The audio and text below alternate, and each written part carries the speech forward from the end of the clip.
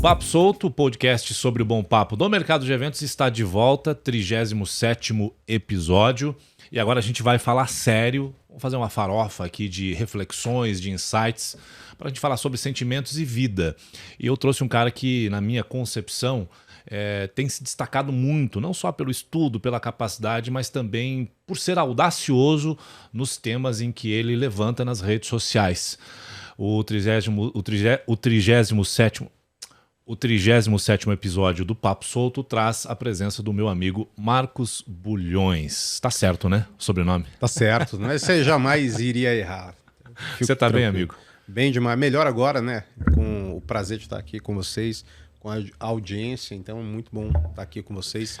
Agradeço o convite e espero poder somar em alguma coisa. Se eu somar 1%, 1% já faz muita diferença. Ah, faz bastante, bastante. Ô Marcos, qual que é a sua especialização? Qual que é o seu predicado educacional, a sua formação? Só pra gente entender, porque você é um cara jovem. Sim, tenho 29 anos, né? Vou fazer 30 anos. Eu tenho sétimo semestre de psicologia, né? Estou no sétimo semestre de psicologia e a parte disso eu decidi me reeducar e não só me educar. Eu acredito que existem dois momentos. O momento de educação é um momento onde você vai observando e absorvendo a vida através das referências que você tem, seja por osmose, seja por padrão, seja por indicações. E o momento de reeducação é aquele tempo onde existe um hiato, onde você olha para a sua vida e você entende que você só tem uma vida. E aí uma outra vida recomeça. E aí é aquele momento onde você vai se reeducar, onde você vai reaprender como se alimentar, onde você vai reaprender a como trabalhar, como sentir e também como se posicionar. E o posicionamento, através das redes sociais, ele é apenas uma faceta do posicionamento de vida. E aí, através desse posicionamento, né, esses 7 semestres de psicologia fizeram, sim, muita diferença, mas eu acredito que a maior diferença vem dessa reeducação. Bom, você sabe que esse podcast aqui, ele fala para o mercado de eventos. Talvez a maioria da nossa audiência seja celebrantes de casamento, celebrantes sociais, mestres de cerimônias. E você teve com a gente, aliás, eu quero te agradecer uma vez mais por estar com a gente nos eventos do Novo Cerimonial. Foi um prazer. Né, do Inspirar, segunda edição, onde você fez algumas interações pautadas na pluralidade, né, da importância dessa pluralidade. Eu acho que falar sobre o plural é muito importante, porque a gente não consegue fazer nada sozinho, né, Marcos? Sim, com certeza. E essa questão do profissional, o celebrante, ele tem que compreender que, por mais que ele seja ali uma certa parcela de o centro das atenções, porque uma hora o microfone ou as visões, os olhares vão para ele compreender essa pluralidade do trabalho do mercado de eventos é importante. Mas eu queria te perguntar para a gente refazer esse conceito de plural. Eu lembro que você trouxe uma história linda para a gente lá no Inspirar. Você consegue repetir essa história do plural? Eu vou recorrer à minha memória, mas enquanto, né, acesso a essa memória, quero relembrar esse dia com muita alegria, né? Foi um dia muito especial. Poder estar com vocês, sempre guardo na memória, né, essa data, essa experiência, foi uma experiência muito especial, e a necessidade do outro é o que faz com que de fato a vida tenha esse sentido e essa relevância, e eu diria do outro através de companhia, através de auxílio, através de suporte e também através de produto final. Então, se eu sou empresário, eu preciso do outro, porque senão eu vou vender para quem? Se eu sou empresário, eu preciso do outro, senão eu vou vender de qual forma? O princípio é esse. Exatamente. Então, quando nós entendemos que existe sim um ecossistema que nos cerca, seja ele através de clientes ou através de um suporte, de uma equipe que nos atenda e faça com que a gente tenha uma melhor performance. Eu acredito que isso faz muito significado. Naquela oportunidade, eu falei sobre um livro que para mim faz muito sentido, né? Um livro antigo, mas é um livro clássico, um livro épico, de Johann Wolfgang Goethe. Né? O nome é um pouco difícil, não tente falar esse nome em casa, né? Chamado O Fausto. E a história do Fausto é que ele faz um pacto com Mefistófeles, que retrata-se, né, de um demônio, porque ele promete a Fausto, que até então era extremamente inteligente, extremamente capacitado, tinha grandes invenções, havia vivido, né, muitas experiências extraordinárias, mas não se sentia plenamente feliz. E Mefistófeles oferece a ele o momento de epifania, que é aquilo que a filosofia depois categorizou como o momento de Fausto, momento de felicidade plena, onde ali, naquele hiato, naquele segundo, a vida teria sentido. E depois daquele momento você poderia descansar em paz. E através disso, Mefistófeles oferece para ele diversas experiências. Multiplicar vinho, deitar com Helena de Troia, a musa de toda a literatura, apaixonar-se. Só que a cada experiência, a cada vivência, parece que falta alguma coisa. E isso é muito interessante porque muitas pessoas que, inclusive, estão nos assistindo agora, que alcançaram determinado padrão financeiro, que alcançaram um determinado corpo, que alcançaram um determinado número de seguidores, também sentem essa falta. E essas pessoas vão descobrir posteriormente, como Fausto descobriu, que a felicidade não está no dígito bancário da sua conta. Que a felicidade não está no número de curtidas que tem o seu post ou na quantidade de pessoas que te seguem. Que a felicidade, essa experiência, ela tem um detalhe que faz todo sentido. Porque após toda uma vida quase épica, ele não se sente feliz, não se sente realizado e já velho, ele se senta e, olhando para o seu campo, ele começa a ver que as árvores que ele plantou lá atrás agora estavam grandes e davam frutos. E os trabalhadores, através desses frutos, guardavam, levavam para casa, cantando. E ali ele entendeu que ele tinha feito algo que havia impregnado e havia trazido sentido para aquelas pessoas. E naquele momento, ele para e fala a frase belíssima e épica, né? Para, és belo, não há nada além disso. Porque naquele momento de Fausto ele entendeu que o sentido da vida, como eu escrevi no meu primeiro livro, é dar sentido à vida de alguém. Contribuir, poder fazer sorrir, poder fazer aquela pessoa alcançar o que sozinho talvez ela não conseguiria. E o mais interessante dessa história é que pelo pacto ele deveria morrer e ser condenado ao inferno, ele vendeu a alma dele, só que aquela experiência não foi Mefistófeles que deu para ele. E talvez seja difícil para as pessoas entenderem, agora utilizando uma simbologia, é que às vezes muita gente faz pacto, né? E talvez até faça um pacto literal, não é? Mas muitas pessoas fazem pactos em empresas que não gostam, em relacionamentos que não gostam, em carreiras que não gostam, para ter essa felicidade do dinheiro, da companhia. E no final elas veem que isso não faz sentido. Mas quando elas entendem que através delas próprias e das suas próprias mãos, quando fazem de coração, quando fazem com vontade, quando fazem com sentido, aquilo seja lançar uma semente. O tempo vai fazer com que aquela semente cresça, vai fazer com que aquela semente ganhe raízes, vai fazer com que brote uma árvore e aqueles frutos vão alimentar alguém. É nesse momento que você entende que o que você fez tem sentido, porque tem com quem sentir. Tem muito a ver, né, com o trabalho que a gente executa como celebrante de casamento. É o que a gente leva para as pessoas, né? E como as pessoas recebem isso. Sim. Ô Marcos, você acha que essa coisa do autoconhecimento que muito se fala nesses tempos, né? Todo mundo joga na internet, olha, você precisa se autoconhecer, você tem que saber quem você é, quem você pode ser, para onde a gente vai. Aí esses dias também vi um outro filósofo falando que talvez não é quem você pode ser, mas sim quem você quer se tornar, né? As pessoas às vezes falam do destino, que nada é por acaso, que tudo está escrito. Para a atividade profissional, para a vida em si, se conhecer, se autoconhecer é inegável? É fundamental. É fundamental, em primeiro lugar, porque não dá para desassociar a sua vida profissional da sua vida pessoal. A não ser que você crie uma máscara. Meu pai tinha o hábito de falar, olha, os problemas da empresa eu deixo na empresa, agora eu pego os problemas de casa. Eu não consigo fazer isso.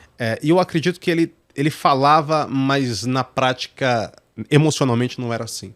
Porque a carga emocional que acontece no trabalho, ela te acompanha. E isso quem diz não sou eu, isso é a neuropsicologia. Porque todo o afeto que você sofre, neuroquímico, tudo aquilo que acontece dentro do seu cérebro, altera seu humor, altera a sua concentração, sua performance. Então, quando você chega em casa, não tem como você virar uma chave e falar assim, não, agora eu tô bem. Você tem memória. É impossível descarregar essas memórias. Então, em primeiro lugar, no primeiro ponto, o processo de autoconhecimento ele é fundamental para que você, de fato, entenda quem você é, mas não no sentido de sentença, mas no sentido de estado, quem você tem sido.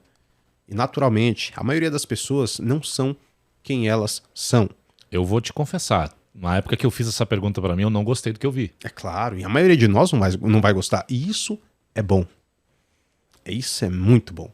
Porque pensa comigo, quantas pessoas morrem de doença pelo simples fato de ter medo de fazer um diagnóstico? Ah, mas eu não quero descobrir. O fato de descobrir não vai alterar a doença. O fato de descobrir vai fazer com que você consiga lutar contra ela.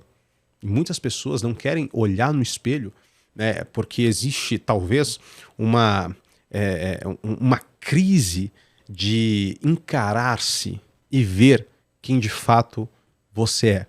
Há um livro clássico, belíssimo, de um personagem que ele não poderia olhar no espelho, porque se ele olhasse no espelho, ele deixaria de ser jovem e ele voltaria a ser velho, porque só quem envelhecia era o reflexo dele. Então muitas dessas pessoas têm esse medo. Só que olha só que coisa interessante. Quando você olha para quem você tem sido, para quem você está, né, sendo, você vai descobrir uma coisa fundamental, que a maioria das pessoas são o que a vida fez delas. E quando você é o que a vida fez de você, naturalmente isso vai colocar você numa posição de vítima. Isso não é nenhuma decisão, isso é consequência. Porque a nossa vida, ela é repleta de perdas. Quando você cresce, em primeiro lugar, quando você nasce, você perde o lugar mais confortável e protegido, que era o ventre da sua mãe. Quando você cresce, você vai perdendo os seus dentes. Quando você se desenvolve, você vai perdendo roupas. Quando você amadurece, você vai perdendo pessoas. E chega uma hora que você olha para trás e você se sente como alguém que foi destinado a perder. Ou como o poema da incrível Adélia Prado, alguém que foi condenado a ter mortes sucessivas. Só que há uma frase, e eu acredito que essa frase ela faz muito sentido nesse processo de autoconhecimento, de Jean-Paul Sartre, na qual ele diz que não importa o que a vida fez com você, o que importa é o que você faz com aquilo que a vida faz com você, com aquilo que a vida fez de você. Essa reação é o primeiro processo de fato você entender que se a vida fez isso com você, o que eu vou fazer a partir disso? Só que existe um perigo, que é a comparação. E hoje a internet oferece isso. Sim, bastante. Pessoas que pegam o microfone e dizem: você só não faz sucesso se você não quiser. Você só não é milionário se você não quiser. Tem os cursos milagrosos que oferecem mundos e fundos. Você só se você não quiser, se você não quiser. Os excepcionais vendedores que só vendem. Na verdade, entregar é outro caminho. Exatamente. E a grande questão em si é que é preciso, nesse processo de autoconhecimento, você entender que a comparação não vai gerar autoconhecimento. Ela vai gerar autofrustração. Porque você vai olhar para pessoas que tiveram histórias diferentes das suas e ao comparar o resultado vai ser diferente. Ao comparar o saldo bancário, vai ser diferente. Então é a partir desse momento que você toma a decisão de sim escolher evoluir, escolher recomeçar. Pautado nisso, e a parte disso, no segundo ponto, o seu eu profissional. E aí sim, no seu eu profissional, talvez você consiga ter mais domínio. Porque você consegue escolher a área de atuação. Você consegue escolher como você vai atuar.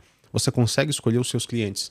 E talvez as pessoas ainda não saibam disso, mas é possível sim você construir uma carreira pautada através de quem você é. Não através de uma ideia falsa que você criou de você. Muitas pessoas utilizam a carreira como uma máscara para fingir que elas não são o que são. Mas quando você utiliza de fato a sua essência e ela é traduzida através da sua carreira, da sua vocação e da sua profissão, você larga na frente porque tem algo que faz a diferença em todos os mercados. No mercado de celebrações, nos mercados de relacionamento, no mercado de palestra, no mercado do marketing digital, no mercado da internet, que se chama espontaneidade. Olhar no olho. O real. E ver que não é um personagem que tá ali. Ver que é uma pessoa de verdade. E é muito doido você falar sobre isso, porque a gente está falando desse conceito de plural. São pessoas que também vão estar na sua frente, sendo pessoas, mas buscando a sua profissão, a sua profissionalidade, né? A sua competência. E aí é maluco, porque você também trouxe o assunto dos próprios especialistas da internet que vendem, etc. E a gente vive muito isso no nosso mercado de celebrações. Às vezes cursos que trazem o beabá, mas não trazem o conceito humano, não trazem o conceito, às vezes, até a própria comunicação, de como a pessoa se entende, se vê, se enxerga. Encontrar isso dói pra caramba. Sim. Eu falo isso com bastante propriedade. Quando eu entendi isso, doeu pra cacete mesmo, até falando palavrão mesmo. Colocar isso em prática talvez seja mais difícil do que entender isso. E essa dor, ela passa por se amar, se compreender como pessoa. Às vezes a gente não se ama o tanto que a gente merece ser amado. Sim, e o pior é que quando a gente não consegue se amar, a gente ainda continua precisando do amor. E a gente vai buscar esse amor de lugares que nem sempre oferecem esse amor. Oferecem apego, oferecem ciúme, oferecem posse, oferecem até abusos. E o fato de que buscar esse amor lá fora não vai anular que falta o amor aqui dentro. É importante entender que se você não se amar, dificilmente, inclusive, você vai conseguir amar outra pessoa. Porque se eu chego agora para você e falo assim, Anderson, você me vê essa maçã que está no seu bolso? Você consegue me dar essa maçã? Não existe maçã no seu bolso. Então é impossível que você me dê o que lhe falta.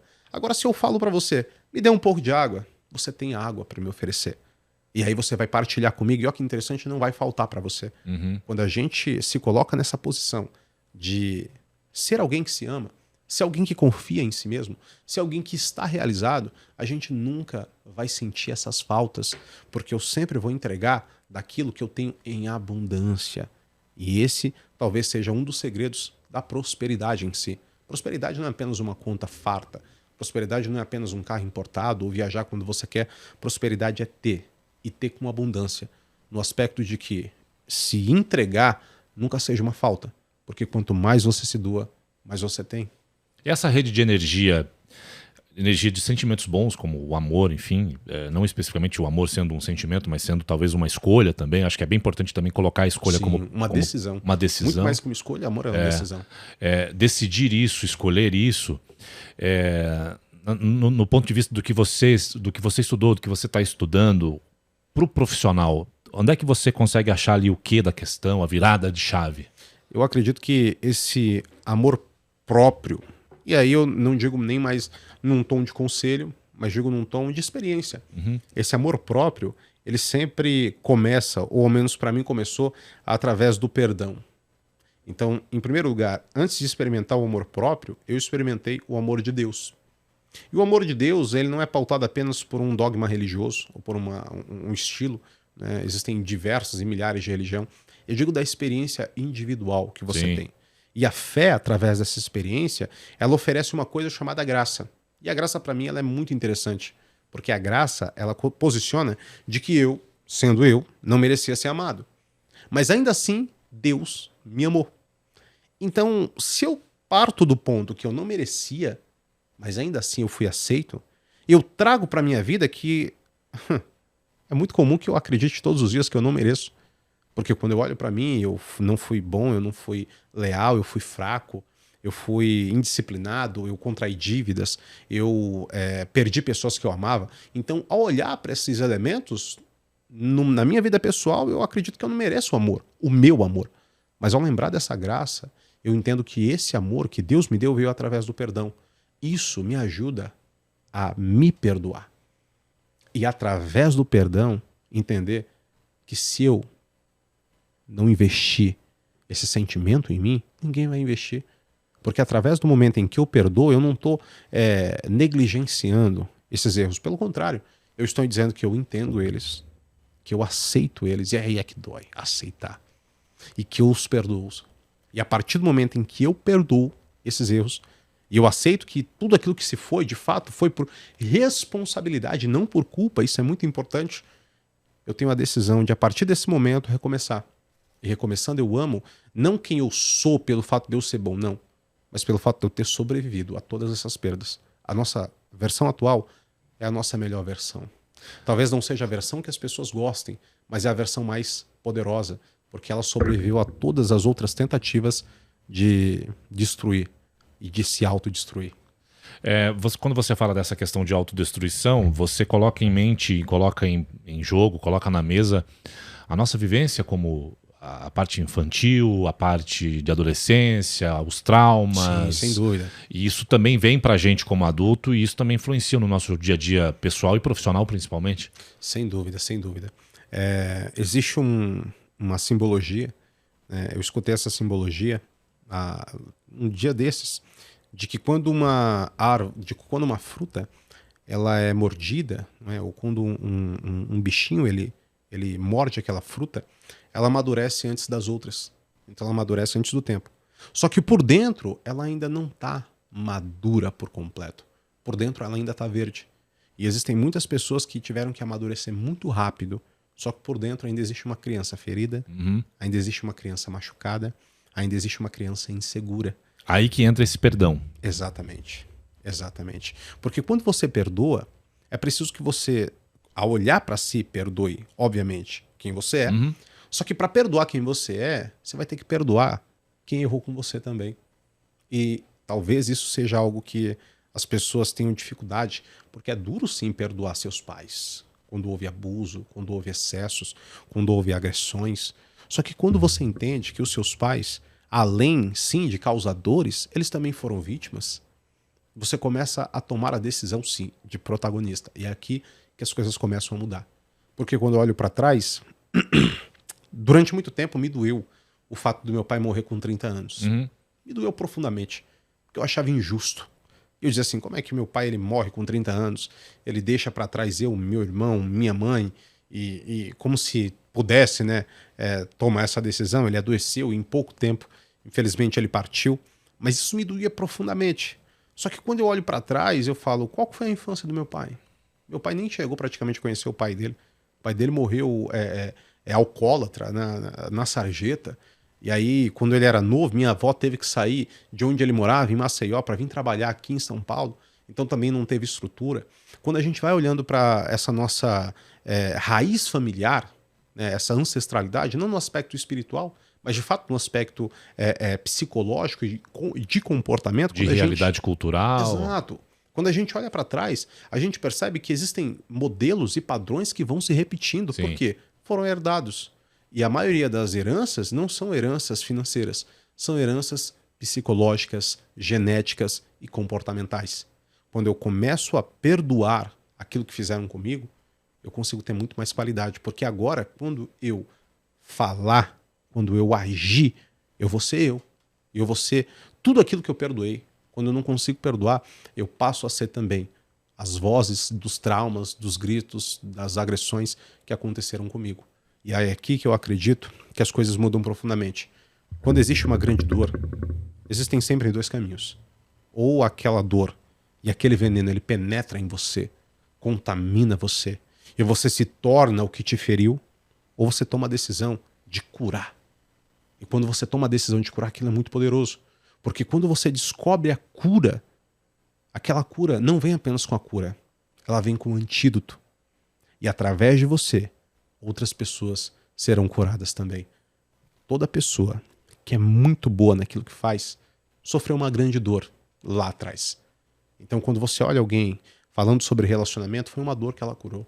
Quando você olha alguém falando sobre negócios, falando sobre sucesso, foi uma dor que ela curou. Quando você consegue curar essa dor, você ajuda outras pessoas a curarem, porque ao olhar para você, elas entendem que é possível. Você é a prova viva. Essa percepção que o Marcos trouxe agora, se a gente jogar para a nossa atividade de comunicador no mercado de eventos ou de comunicador em qualquer área de nossa vida, na nossa família também, a gente vai perceber o quanto a gente influencia naquilo que a gente faz, naquilo que a gente fala, naquilo que a gente é no dia a dia. E quando eu falo que dói, por mim, eu falo com propriedade, dói pra caramba você ter essa mudança. E jogando para a nossa área de celebrantes, de comunicadores, de mestres de cerimônias, a maioria dos nossos colegas, eles vêm de outras profissões, às vezes frustradas porque não conseguiram, não funcionou, Sim. seja financeiramente, ou seja encontrar um status. Ou não foram felizes. Não né? foram felizes, né? E aí encontram nessa atividade de celebrar casamentos, de celebrar momentos, uma certa cura. E é impressionante o quanto isso ajuda a gente. Sim, com certeza. Ajuda a gente. E eu acredito, e você colocou num ponto, que eu acho decisivo é que, principalmente com os celebrantes, não é? Grande parte dos celebrantes não fazem por dinheiro. É verdade. E eu quero voltar aqui depois, nesse aspecto de não fazer por dinheiro. Mas fazem por uma realização. Se sentem realizados. Até porque, pensa comigo, o cara trabalhou ali vendendo alguma coisa, ou trabalhou dentro de um escritório, mas todos os dias que ele atua, ele não está atuando em um dia triste. Ele está atuando no dia mais feliz daquelas pessoas, sabe? Por mais que, infelizmente, sim, algumas daquelas pessoas, posteriormente, vão se separar. E isso é natural. Mas aquele específico momento de felicidade, de completude, de realização, de pacto, ele é um momento muito feliz. E olha só que interessante, você atua de maneira decisiva no momento de glória de todas aquelas pessoas. E só de viver diversos dias, dos dias mais felizes daquela pessoa, faz com que o prazer que você sinta em fazer o que você faz traga para você qualidade de vida, traga realização. E é por isso que você ama aquilo que você faz. E aí entra na frase que você mesmo trouxe no teu livro, o sentido da vida é dar sentido à vida de alguém. Acho que a nossa atividade tem muito isso, né? A gente está ali para dar sentido àquilo, às vezes falar e contar histórias que talvez o casal ou as pessoas que ali estão não sabem como fazer, e é de uma responsabilidade muito grande. Então eu alerto aqui aos meus colegas que cuidem do seu autoconhecimento. Sabe, como pessoa mesmo, como é que você se enxerga como homem, como mulher, como você se enxerga como pai, como esposo, como esposa, como filho, como filha. Falo com propriedade mesmo. Quando eu consegui entender isso, doeu pra caramba, eu me vi diferente. Sim. Aí eu posso falar aquilo que eu olhava antes e eu não gostava, eu já começo a enxergar de um jeito diferente. Exato, você não enxerga mais como sentença. E aí a importância do perdão. A culpa não é um sentimento. A culpa é uma sentença. Quando alguém se sente culpado, aquela pessoa não tem um sentimento. Nossa, meu Deus, eu sou culpado. Ela está se sentenciando a algo. Se você comete um crime, ou se você é acusado de um crime, você vai ter o veredito. E ao ter este veredito, ou você será inocente, ou você será culpado. E o culpado, ele recebe a sentença de ser detido, afastado da sociedade. Ao culpar-se, você está sentenciando a si mesmo através da sua vida pessoal, profissional, financeira, emocional, e você está se retirando das oportunidades. Dentro dessas oportunidades, existe inclusive a oportunidade de mudança. E existem muitas pessoas que estão culpados e presos dentro de si, das suas crenças e das suas dores. Só que é preciso entender que essa prisão da culpa, ela é uma prisão de porta aberta.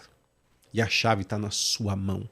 É você que tem a responsabilidade. Exatamente. E se eu pudesse dar uma dica para você, ao olhar para si e não gostar do que você vê, parabéns. Aquilo não é uma sentença, mas aquilo é uma grande oportunidade de você fazer melhor.